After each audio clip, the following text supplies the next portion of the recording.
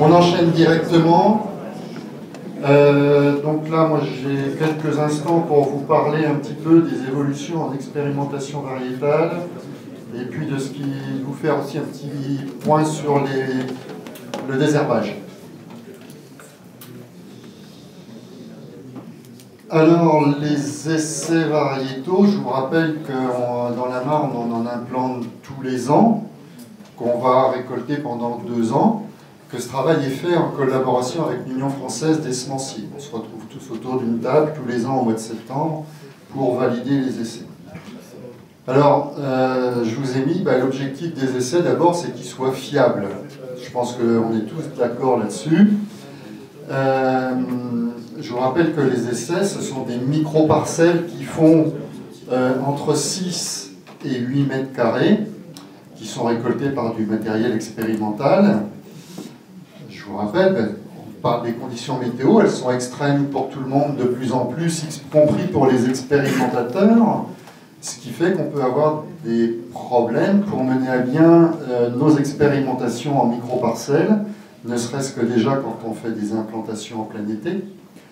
On a des essais qui ne sont pas obligatoirement récoltables à l'arrivée, et je ne parlerai pas des effets de campagnol quand vous avez 3 ou 4 trous de campagnol dans une parcelle de 6 mètres carrés.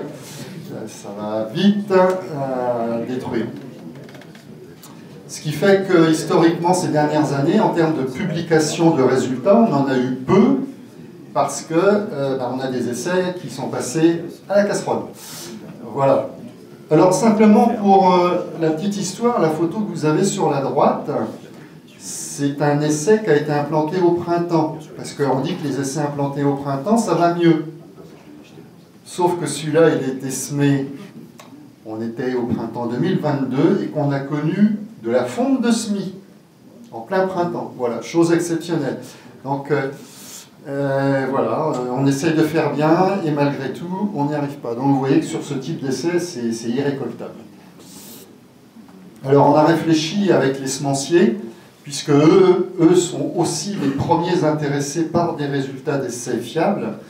On a réfléchi à implanter, dès 2021, au mois d'août 2021, cette réflexion elle a été menée, à implanter une 3e station d'essai dans le département. Bon, on a réfléchi aussi après sur la façon de présenter les résultats, mais ça c'est une autre histoire.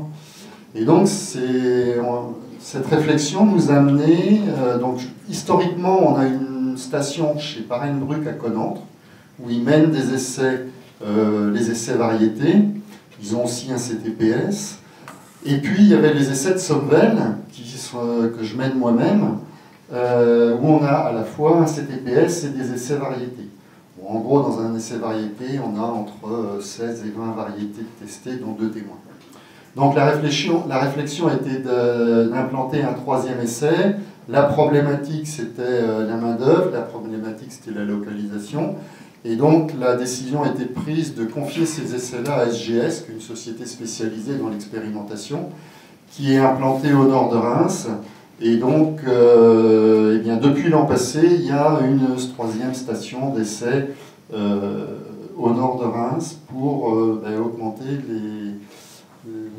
la fiabilité des résultats. Et donc, c'est malheureusement chez SGS, le premier SMI qu'ils ont fait au printemps dernier, c'est eux qui ont eu de la fonte de SMI. Et donc, ils l'ont ressemé en été dans une zone où ils avaient la possibilité d'irriguer pour être sûr que les s'élève. Alors, toute la complexité, elle est un petit peu à travers ce tableau. Donc, vous avez les années de semis 2019, 2020, 2021, 2022, 2023. Et puis, enfin, ensuite, vous avez les années de récolte. Donc, quand on sème en 2019, on récolte en 2020 et 2021.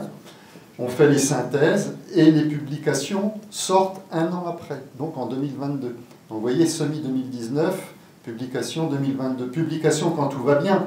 Et donc de semis 2019, les essais ont été ratés à la fois à Connantre et à la fois à Somvel. Et en 2020, Connantre a réussi, mais Somvel a eu un problème. Et donc c'est là que la décision a été de dire on implante un 3e essai. Une 3e plateforme. Donc sur les semis 2021, je touche du bois que pour l'instant tout va bien sur les 2 lieux, que ce soit Connantre ou Somvel. Sur les semis 2022, idem, ils vont arriver en première année de production. Et puis, on va semer donc 2 essais dans les semaines à venir sur Connantre et sur Aubénancourt, puisque c'est à Aubénancourt que SGS implante ses essais. Et puis moi, cet été, je sèmerai à nouveau un essai à Sommevel. Donc voilà, c'était un petit peu l'information que je tenais à vous passer. Ça peut vous étonner de voir rarement, ou plus rarement qu'avant, des publications de résultats d'essais. L'explication, elle est là. Alors, simplement pour revenir aux règles de publication, donc normalement, pour publier un essai sur les graphiques, il faut que si on est sur des anciennes variétés, il faut qu'elles soient présentes au moins 3 années de semis. Donc si jamais il y a une année de semis qui est ratée, vous voyez que ça nous pose problème. Et pour les variétés récentes, on les exige au minimum sur une même année de semis, mais au moins 2 lieux. À chaque fois, c'est sur 2 lieux. Donc c'est problématique parce que ces exigences-là font que ces dernières années, on n'a pas pu publier beaucoup de résultats. D'où, là encore, la 3e plateforme. Voilà un petit peu, donc c'est une prise en charge partagée entre la profession et les semenciers pour les coûts supplémentaires engendrés par cette expérimentation chez SGS. Voilà ce que je voulais vous présenter.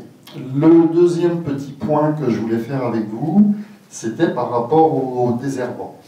Alors, il est vrai qu'en termes de produits de désherbage, ne serait-ce qu'antidicotylédone, on en dispose de moins en moins. On perd définitivement le Bazagran SG, donc à base de bentazone, on le perd en juin 2023. Pour ce qui est du Corom, donc le Corom c'est un mélange d'imazamox et de bentazone, eh bien il repasse à la révision européenne en octobre 2024. Or, un produit qui repasse à une révision européenne, on sait que c'est jamais trop bon parce qu'on n'aura que des contraintes souvent en plus.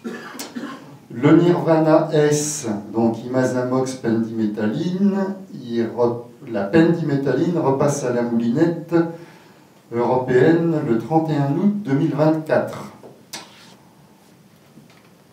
Je dis pas de bêtises, non, je ne dis pas de bêtises. Voilà, la pendiméthaline le 31 août 2024. Donc a priori, de ce qui ressortirait, c'est que la pendiméthaline est fortement sur la balance et on risque de la perdre. Au niveau du Lantagran. Alors le Lantagran, il y a 3 ans maintenant, on a eu des petits soucis avec le pyridate, un produit de chez Belchine. On a eu des petits soucis puisqu'il avait perdu l'homologation et on demandait des dérogations d'utilisation en été.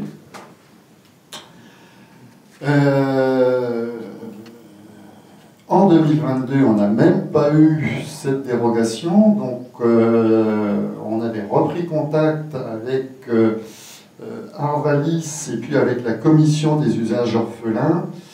Et très récemment, il y a eu une réunion entre cette commission, tu me reprends si je dis des bêtises, entre la DGAL et entre l'USEAM de France, et ils ont reconnu qu'il y avait un petit problème et que normalement, cet été, on devrait redisposer d'une dérogation d'utilisation du Lantagran sur l'USEAM, puisqu'il n'était plus autorisé qu'au printemps.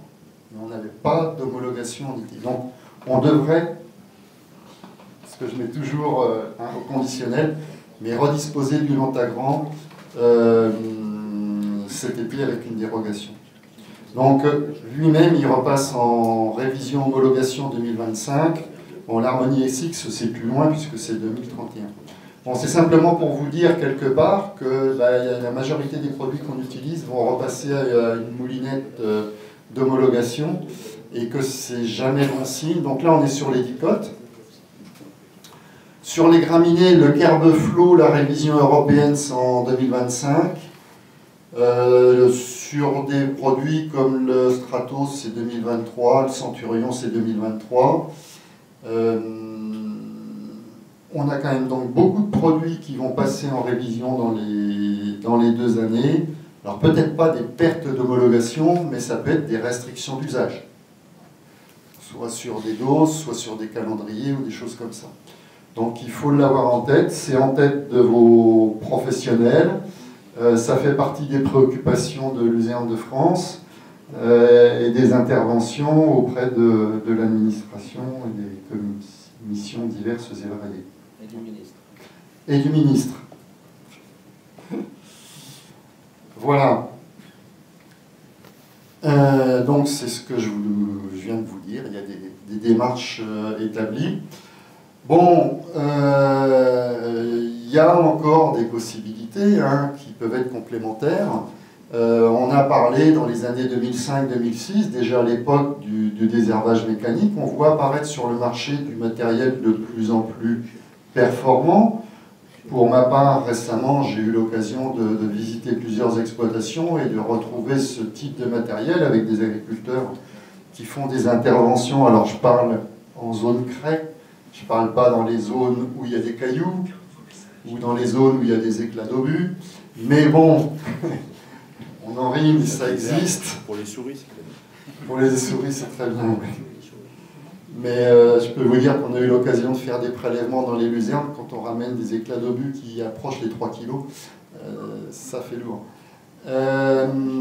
Donc il y a quand même du matériel qui sort maintenant sur le marché. Là, vous avez une rotoétrie. Récemment, ces dernières semaines, on avait des conditions pour le faire et il y a des agriculteurs qui l'ont fait sans aucun problème.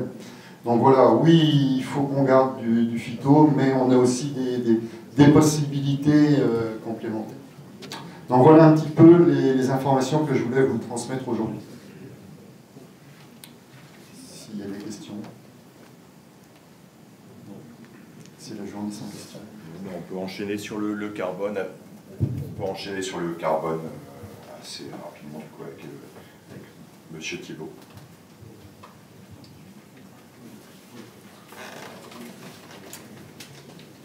Merci Pascal d'être avec nous aujourd'hui. Je vais faire une toute petite intro d'1 minute. J'ai juste un ou deux, simplement pour remettre dans son contexte avant que tu présentes les résultats de cette année.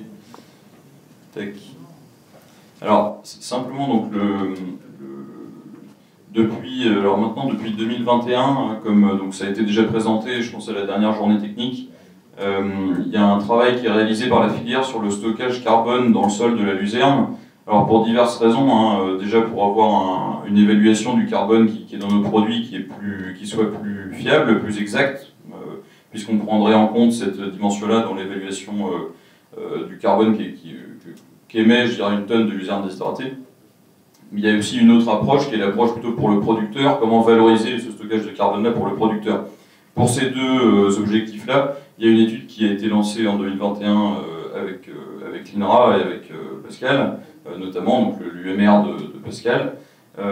L'idée de cette étude-là, c'est d'étudier sur 20 cm de profondeur de sol, sur plusieurs années, donc 2021, 2022, 2023, sur 20 cm, les quantités de carbone et d'azote qui sont contenues dans les collets et les résidus et les pivots racinaires de la luzerne, ce qui nous permet d'avoir une connaissance fine de la biomasse qu'on retrouve en carbone dans nos parcelles de luzerne. Voilà, donc c'est un essai qui est suffisamment robuste pour avoir des valeurs qui seront des références dans les années à venir et qui nous permettront d'alimenter les différents modèles, les différents modèles de calcul, mais ça j'aurai l'occasion d'y revenir. Je ne vais pas m'étendre sur la notion de stockage de carbone dans les sols. Je pense que c'est quelque chose que vous avez tous en tête. Voilà, on sait aujourd'hui, dans le contexte du réchauffement climatique lié aux émissions de gaz à effet de serre par l'homme, que le stockage de carbone dans les sols, c'est une piste intéressante pour lutter contre ce réchauffement, d'où les différentes compensations qu'on peut retrouver, que ce soit des agriculteurs ou des pratiques qu'on peut avoir pour augmenter ce stockage de carbone dans les sols, puisqu'il y a un potentiel important. Voilà, ça c'était pour le point de contexte. Maintenant, je redonne la main à Pascal pour sa présentation. Merci beaucoup Pascal d'avance. Merci André. Donc bonjour à tous. Donc je suis Pascal Thibault, ingénieur d'études et agronome donc à l'INRAE de Reims, à l'UMR Phare. Donc cette présentation est un travail qui a été commun et réalisé avec Damien Larbre, Romain Carpentier des West, Olivier Delfos qui est un collègue de l'INRAE aussi de Reims, et Hugues Clivaux qui est ingénieur de recherche à l'université de Reims-Champagne-Ardenne. Donc le matériel et méthode, bon, il a été rappelé rapidement par Honoré, donc je vais aller très vite dessus. On sélectionne, l'objectif c'est de sélectionner 5 champs de chaque année de luzernière, de manière à pouvoir avoir une idée de la dynamique de stockage de carbone, enfin de fixation aussi plutôt, de carbone par la culture, au terme des années de culture, c'est-à-dire au terme des cycles végétatifs, à l'automne de chaque année. Et donc nous avons sélectionné 5 champs par âge et nous travaillons sur des luzernes de 1 à 4 ans comme prévu initialement, et depuis l'an dernier nous avons essayé de rajouter également des luzernes de 5 ans puisque il existe quelques luzernières de 5 ans et on souhaite aussi profiter de cette étude pour faire des mesures ou en tout cas acquérir des données sur ces luzernières même si elles sont très rares pour éviter dans les années futures de revenir sur le sujet et d'avoir donc collecté ces données-là. Donc les mesures au champ sont réalisées dans la semaine qui suit la dernière coupe de l'année. Les prélèvements sont réalisés à la bêche. Nous prélevons au minimum 6 placettes de 75 cm de longueur par 30 cm de largeur, ce qui correspond donc à 2 rayons, de manière à pouvoir capter l'effet de compensation des pivots quand il y a des paires de pivots sur une ligne. Et donc on a au minimum 1,3 m² de surface de racines, de prélèvement au champ, au minimum, hein, donc je le dis bien. Sur certains champs, on peut aller jusqu'à 6 m². Donc les échantillons collectés, collés et racines sont prélevés sur 22 à 25 cm de profondeur pour être certain d'avoir les 20 cm de pivot traités au laboratoire. La conservation de ces échantillons se fait en poche étanche en glacière jusqu'au laboratoire. Elles sont conservées en chambre froide ou congelées selon le traitement qu'on pourrait faire. Si on peut le faire dans la journée qui suit ou pas. Donc ici, on a un gabarit de manière à pouvoir prendre la même surface sur chaque champ. Et puis, donc, on excave l'intégralité du volume de sol autour de ce gabarit. On collecte l'échantillon et on rebouche ensuite. Voilà. Et donc, on met ça sur bâche de manière à laisser le minimum d'empreintes sur le champ collectif. Donc, matériel et méthode, au laboratoire, les échantillons sont bien sûr lavés. On fait des séparations collées, racines 0,20 cm, pivot nécrosé également. Et on fait également un compartiment sur les résidus. Et on dénombre le nombre de pieds. Les échantillons sont ensuite passés en étuve 48 heures à 70 degrés. Et pour les pivots, on les réduit en taille en morceaux de 2 cm environ, pour faciliter le séchage. En sortie d'étuve, ces échantillons sont pesés, regroupés par placette pour la conservation d'un échantillon moyen par compartiment végétal et par champ. Ensuite, on réalise des analyses de carbone et d'azote sur chaque échantillon broyé à 80 microns. Et enfin, une dernière étape qui consiste à ensuite collecter des informations techniques auprès des agriculteurs chez lesquels nous sommes intervenus pour essayer de connaître donc, les modalités de travail du sol à l'implantation, les variétés de semis, dates de semis, le précédent cultural, la destination des résidus du précédent cultural, etc. Donc ces résultats que je vais vous présenter concernent les années 2021 et 2022. Donc 22 communes ont été couvertes par les prélèvements racinaires au cours de ces 2 années. Donc vous avez en bleu les communes couvertes en 2021, sur lesquelles nous avons collecté, donc nous avons été faire des prélèvements sur 25 champs. En 2022, nous avons collecté des résidus, donc des échantillons sur 32 champs. Et donc en rouge, vous avez les communes sur lesquelles qui se sont ajoutées en 2022 par rapport à 2021. Donc on a été collecter des échantillons dans le sud du département de l'Aisne, nous prélevons des échantillons dans le sud des Ardennes, et puis nous sommes allés jusque dans la vallée de la Marne au niveau d'Épernay. Donc les résultats. Donc on a une densité de pieds qui est décroissante avec l'âge d'exploitation des luzernières. Donc ça, c'est un élément qui a caractérisé ces 2 années.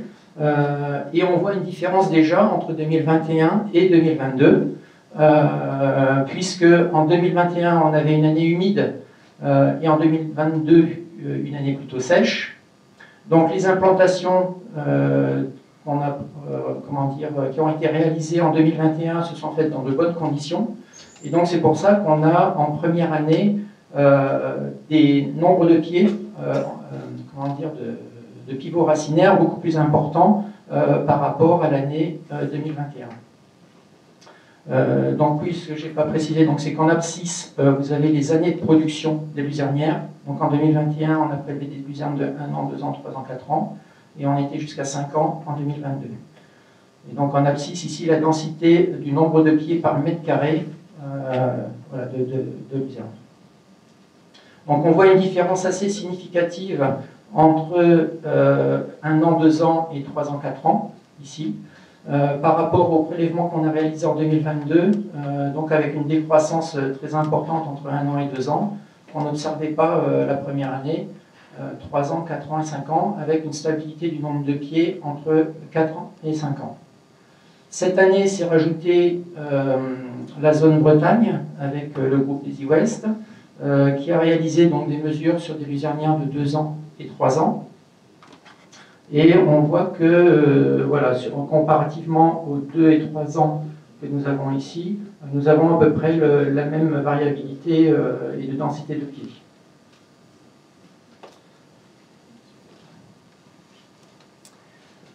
Alors, ces densités de pieds, cependant, ne reflètent pas les biomasses racinaires et collées présents au champ. Donc, en abscisse, toujours les années de production, on ordonnait la matière sèche totale en grammes de matière sèche par mètre carré, sachant donc que 100 grammes de matière sèche par mètre carré, c'est 1 tonne de matière sèche par hectare. Donc quand on est à 1000 grammes, on est à 10 tonnes. Donc une densité de matière sèche totale, donc là on a fait la somme des collets des pivots, des résidus et des pivots nécrosés. Donc en 2021, on a un accroissement de la biomasse jusqu'à l'âge de 3 ans. Une stabilisation entre 3 et 4 ans. Et en 2022, année sèche, on part d'un niveau beaucoup plus important en termes de matière sèche totale, puisqu'ici on est environ de 650 grammes et là environ de 750 grammes, donc on a à peu près en moyenne 1 tonne de plus de matière sèche. On retrouve également en deuxième année un niveau de matière sèche supérieur à 2021. Donc ici on était autour de 8 tonnes, ici on est autour de 10 tonnes. Et donc un accroissement aussi avec l'âge, enfin une tendance en tout cas. Les traitements statistiques ne sont pas faits, mais on voit que, vu la dispersion des box, des boîtes, qu'il n'y aura pas de différence significative entre les âges. Donc on voit ici, si vous voulez, on retrouve les hypothèses qu'on a l'habitude d'entendre sur le comportement des plantes par rapport aux années climatiques dans lesquelles elles se trouvent. C'est-à-dire que quand on est en année humide, comme 2021, la plante va diriger ses assimilats davantage vers les parties aériennes que vers les parties racinaires. En 2022, quand elle se trouve en situation difficile, eh bien, elle va modifier son allocation et accumuler davantage de biomasse racinaire. Et donc, on a également ici la zone Bretagne, où on voit qu'on a quand même une différence significative par rapport aux situations rencontrées dans notre région Champagne. Donc, la ventilation de cette matière sèche totale mesurée entre les collets et les racines. Donc, sur la matière sèche totale mesurée, 90% de la biomasse est une biomasse vivante, donc répartie entre collets et pivots sur 0,20 cm.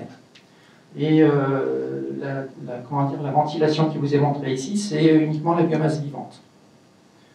Donc uniquement pour l'année 2021 et ici 2022. Donc c'est pareil, hein. On voit qu'on arrive sur les collets en 2021 autour de 4 tonnes de matière sèche en moyenne. Et sur 2022, c'est pareil, on est autour de 400 grammes, donc 4 tonnes de matière sèche totale de collets. Et sur les pivots de matière sèche racinaire, c'est pareil, on est à 600 grammes de matière sèche, donc 6 tonnes de matière sèche par hectare. Et on obtient donc ces 6 tonnes, donc ici on obtenait ces 6 tonnes à partir de 3 et 4 ans. Et on obtient ici ces 6 tonnes, 3 ans également, 3, 4 et 5 ans. Avec une différence également non significative avec la deuxième année. Et on constate que la répartition entre collé et pivot racinaire se fait autour de 40%, 60%. Hein, donc quand vous mesurez une biomasse vivante, voilà, si vous mesurez que les collets, vous savez que ça représente 40% de la biomasse racinaire qui se trouve sur 0,20 cm de profondeur. Les quantités de carbone et d'azote correspondantes. Donc là, les résultats d'analyse de 2022 ne sont pas encore terminés. Et donc là, je vous présente uniquement les résultats par rapport à l'année 2021. Donc le carbone de la matière sèche totale évolue de manière significative jusqu'à des luzernières de 3 ans et semble stable à partir de 4 ans, entre 3 et 4 ans. Et c'est pareil pour l'azote, où on a une accumulation et une différence significative entre 1 an et 3 ans. Ici, elle n'était pas significative entre 1 an et 3 ans en deuxième année. Et donc une stabilisation après entre 3 et 4 ans. Donc conclusion. Donc les masses racinaires observées sur 0,20 cm, on a 3 à 4, et maintenant on sait qu'on a aussi une 5e année, donc on verra ce que donnent les résultats, mais on devrait observer la même chose compte tenu de la ventilation des biomasses mesurées. Elles sont a priori proches, mais elles ne signifient pas que l'accroissement racinaire maximal soit atteint dans les autres horizons du sol. Et on sait que, par exemple, l'horizon considéré pour le label bas carbone, c'est 0,30 cm de profondeur. Le stockage de carbone n'est pas limité à 0,20 cm de profondeur, et donc on voit ici un pivot racinaire d'une luzerne d'1 an. Hein, on voit qu'il est régulier sur au moins 40 cm de longueur, d'où la nécessité d'aller voir, entre guillemets, de quantifier la biomasse qui est en dessous de cet horizon 0,20 cm.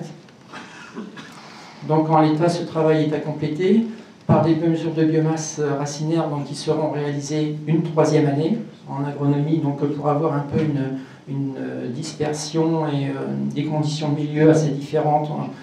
On réalise les mesures sur au moins 3 années. C'est un minimum qu'il faudrait respecter. Les mesures de biomasse racinaire seront réalisées cet automne 2023.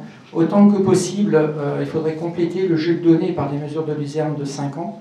On l'a fait en 2022, on souhaite retrouver au moins 5 parcelles pour 2023, qui est la durée maximale de conservation des luzernes dans la région, puisque l'étude qu'on a réalisée en 2021 montrait que 9% des luzernes de 4 ans passaient en 5e année de production. Et enfin, il faudrait pouvoir compléter ces mesures de biomasse racinaire en profondeur. Donc là, j'ai repris un travail qui avait été publié en 2011, où on faisait une relation entre la biomasse présente, la matière sèche présente en tonnes par hectare ici sur 20 cm de profondeur par rapport à celle présente sur 1 mètre d'épaisseur de sol. Et on voit qu'on avait une relation assez linéaire. Le constat, c'est que cette étude s'arrêtait à la première coupe après implantation de luzerne, et que par conséquent on avait 3,2 tonnes de biomasse de luzerne, et que dans notre étude on va jusqu'à 6 tonnes de biomasse de racine de luzerne sur 0,20 cm.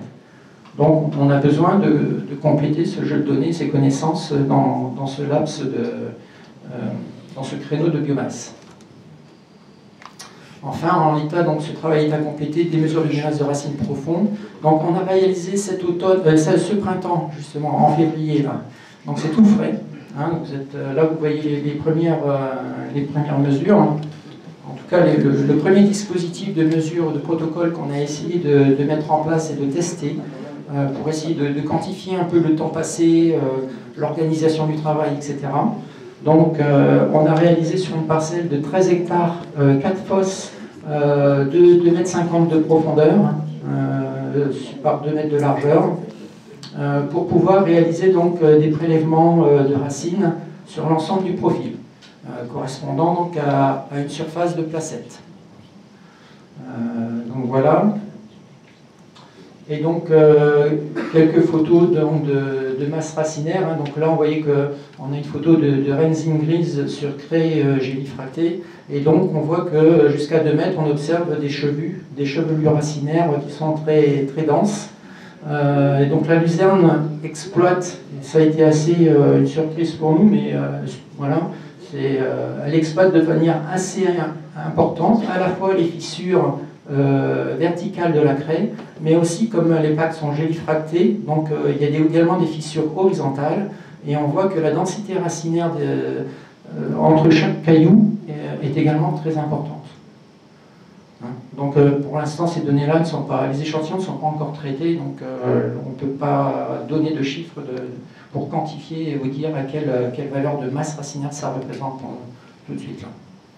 Voilà, je vous remercie de votre attention et je souhaite remercier donc Luzerne de France, Yann Martinet, donc directeur et son équipe pour le financement de ces travaux, le groupe Luséal également pour nous accompagner dans la recherche des sites étudiés.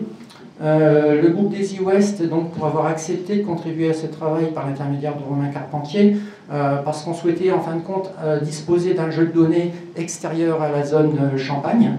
Voilà. Et puis enfin on remercie aussi l'ensemble des agriculteurs qui acceptent de mettre à notre disposition leur champ pour la bonne réalisation de ces travaux et donc sans lesquels ce travail ne pourrait pas avoir lieu. Je vous remercie.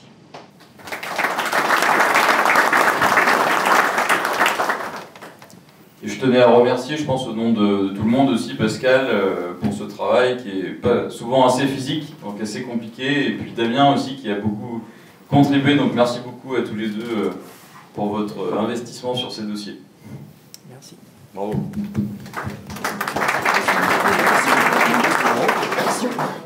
Et oui, est-ce que vous avez des questions? Ça va, j'étais clair. Merci. Merci Pascal. Je vais simplement finir et puis ensuite on passera la main pour la conclusion de notre journée sur le carbone. Alors j'ai donc simplement pour que vous compreniez bien la logique dans laquelle on se situe. Comme je l'ai dit en introduction, le stockage de carbone. Alors là l'étude qu'on mène en ce moment, donc dont Pascal vient de vous présenter les résultats de 2021 et une partie des résultats de 2022, elle vise à compléter une étape qui est l'étape, finalement, l'étape 1 d'un travail d'estimation, de quantification du stockage de carbone qui peut être généré par une culture, là en l'occurrence la luzerne. Donc on a fait, voilà, là on a un certain nombre de données déjà, il y a encore des analyses à faire. Comme l'a dit Pascal, il y a une 3e année de travail, là, donc de prélèvements qui vont être faits sur 2023. Il y a aussi le travail en profondeur, donc, sur lequel on va avoir de premiers résultats là, dans quelques mois, et ce qui nous permettra aussi de dimensionner le dispositif qu'on mettra en place, est-ce qu'on fait, voilà, combien de champs on fait, combien de fosses, sur combien d'années, etc. Donc ça c'est bien, on sait combien il y a de biomasse, on sait combien il y a de carbone dans notre parcelle de luzerne de 2 ans, de 5 ans, de 3 ans. Simplement pour aller chercher les deux objectifs dont je vous parlais en introduction, c'est-à-dire d'une part, quantifier plus précisément l'impact carbone d'une tonne de luzerne déshydratée. Alors il y a le process qui est prépondérant évidemment dans l'impact, mais il y a aussi l'impact carbone au champ. Alors il y a l'impact carbone, travail du sol, passage des engins, etc. Ça c'est plutôt maîtrisé. C'est quelque chose qui est des estimations qui ont déjà été travaillées par l'INRA et l'ADEME. Après il y a la partie stockage de carbone qui pourrait être intégrée à cette quantification de l'impact carbone d'une tonne de luzerne déshydratée. Sauf que c'est stockage de carbone pas à un instant T, c'est stockage de carbone sur un certain temps. Voilà, donc ça m'amène à ma deuxième étape. Donc ça c'était le premier objectif. Et deuxième objectif, c'est valoriser le stockage de carbone pour les producteurs. Donc apporter une valorisation, on parlait tout à l'heure d'osé en craie, là c'est pas la même démarche, c'est vraiment valoriser, faire des euros en plus par hectare de luzerne implantée pour valoriser le carbone qui est stocké dans les sols agricoles. Donc pour ce deuxième objectif, c'est pareil, c'est bien de savoir qu'à un instant T dans notre luzerne de 3 ans, avant de la retourner, on a X tonnes de carbone, mais en fait ce qui va intéresser les pouvoirs publics et les financeurs, c'est de savoir ce carbone, quelle est sa durée de vie, sur combien de temps on le retrouve dans la parcelle, est-ce qu'on le retrouve sur le long terme, et donc voilà, ça m'amène à la deuxième étape du travail qu'on réalise aujourd'hui, c'est qu'il faut qu'on regarde un peu plus précisément le devenir de ce carbone quand on détruit une luzerne. Donc quelle est la cinétique de dégradation, de minéralisation de ce carbone, sur combien d'années on le retrouve et en quelle quantité. Donc voilà, il y a une deuxième étape de cette étude qu'il va falloir, sur laquelle on réfléchit en ce moment, et qui sera lancée dans les prochains. Je ne voudrais pas prendre d'engagement, mais en tout cas qui sera lancée prochainement. Voilà, l'idée étant, avec les résultats de cette première phase et de cette deuxième phase, de pouvoir alimenter des modèles, parce qu'en fait tout